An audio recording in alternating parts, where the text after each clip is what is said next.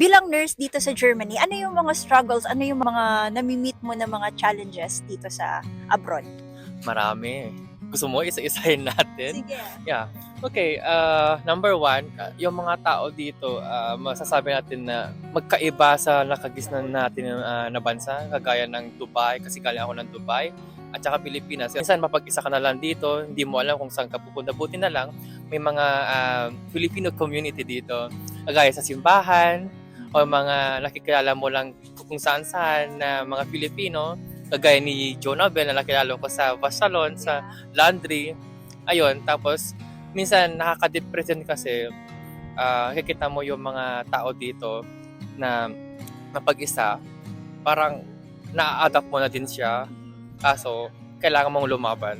Paano mo maihahalin tulad ang life mo sa buhay ni Catherine sa movie na Hello, Love, Goodbye nung before at Hello, Love Again ngayon? Okay, yung part 1 kasi napanood ko yan nung nasa Dubai ako. Yung struggle ni Catherine kasi, inuuna niya muna yung career niya tsaka family niya. Minsan, ayaw niya munang i-focus yung love kasi kailangan niya munang gawin to para sa kanya at para sa buong family niya. At kasi syempre, career muna bago yung love in reality. Kung ikaw ang papipiliin, anong pipiliin mo? Hello, Love, o Again? Syempre, again, we don't refuse to give up love. No matter what happened, no matter how many struggles do we have, kailangan natin mag-effort sa relationship, time management, ayan, communication, yeah, at saka yung presence mo. Yeah.